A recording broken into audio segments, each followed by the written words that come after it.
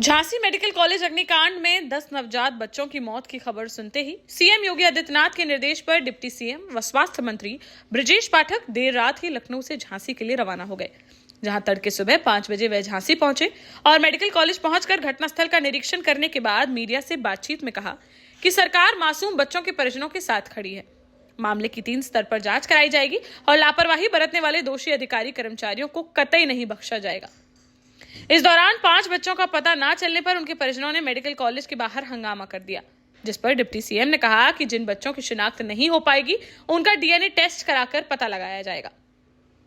Deputy CM Brajesh Pathak ने कहा कि मामले की उच्च स्तरीय जांच के आदेश दिए गए हैं। 3 स्तर पर जांच होगी, जिसमें पहली शासन स्तर पर जो हेल्थ डिपार्टमेंट करेगा, दूसरी जांच पुलिस प्रशासन और जिले के स्तर से होगी, जबकि तीसरी जांच मजिस्ट्रेटी जांच होगी। हर जांच में घटना के कारणों का पता लगाया जाएगा।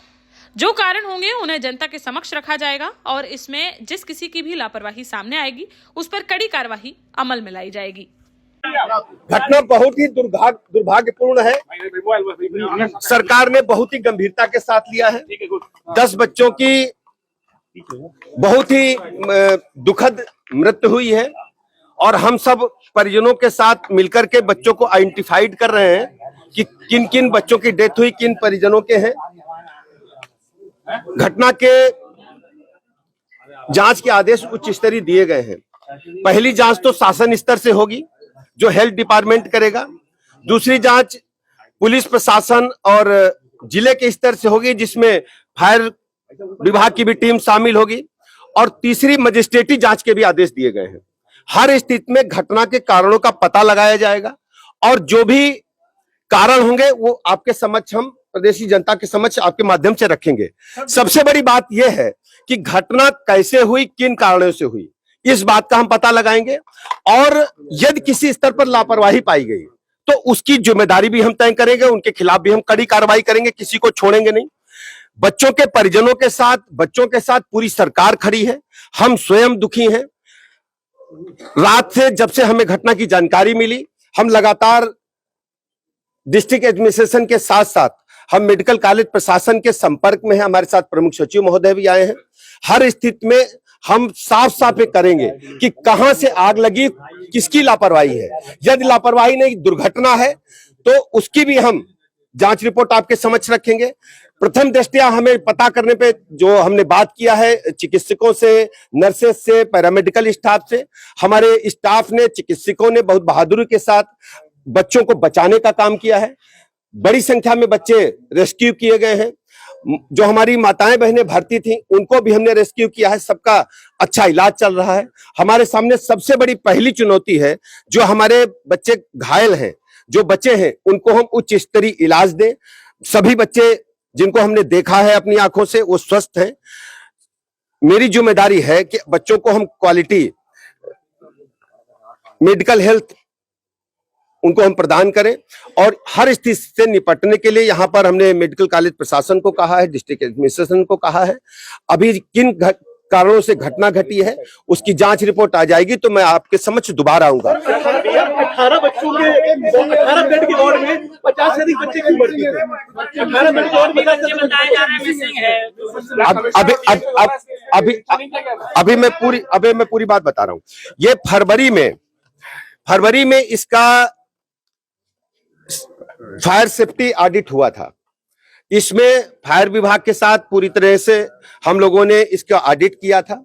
अभी जून माह में हम लोगों ने मॉक ड्रिल भी किया था, जो समय समय पर सरकार के आदेशों के तहत मॉक ड्रिल किया जाता है। लेकिन ये घटना क्यों घटी, कैसे घटी, पूरी जांच रिपोर्ट आने के बाद हम कह पाएंगे।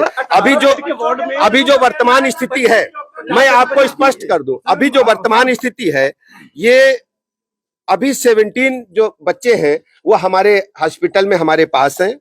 4 वात्सल में प्राइवेट में ले गए हैं, 3 मातृत्व में ले गए हैं, 1 ललितपुर ले गए हैं, 1 मऊरानीपुर ले गए हैं, 6 अपनी माताओं के साथ यहीं पर हैं और 10 बच्चे जो जिनकी दुखद मृत्यु हुई है, उसमें 7 बॉडीज की जो है वो आइडेंटिफिकेशन हो गया है।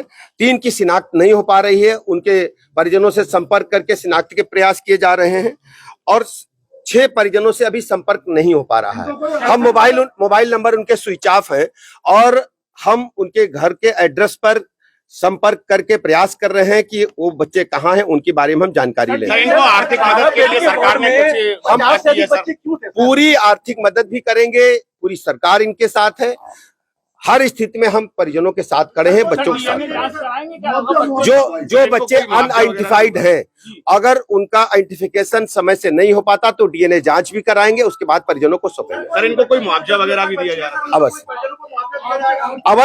अवश्य अभी तत्काल की बात है, आप प्रातः काल तक इंतजार करें। बच्चों के परिवार के साथ हम पूरी सरकार खड़ी है इस दुख की घड़ी में, हर स्थिति में हम बच्चों के परिवार के साथ हैं, बच्चों के साथ हैं, और घटना की निष्पक्ष जांच होगी। जो भी दोषी होगा, लापरवाही का भी दोषी होगा, तो हम कड़ी कार्रवाई करेंगे, किसी को बाढ़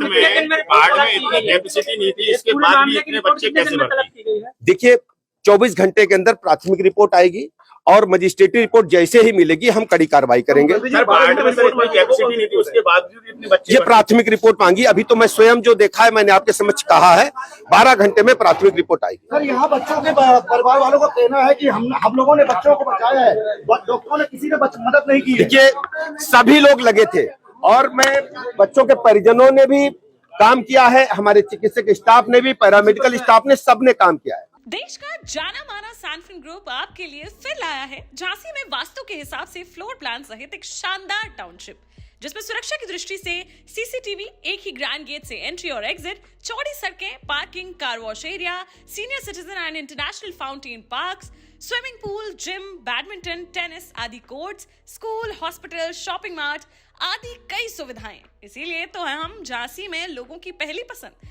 12 साल पहले अपने स्टार्टअप के साथ ही योग्य नेतृत्व, अनुभवी टीम और सक्षम सेंट्रलाइज और उत्तरदायी प्रबंधन के बल पर सबको घर गुणवत्ता के साथ समय पर घर की योजना के तहत सैनफिन समूह ने बहुत ही कम समय में 1500 से ज्यादा यूनिट्स को दिया है कब्जा।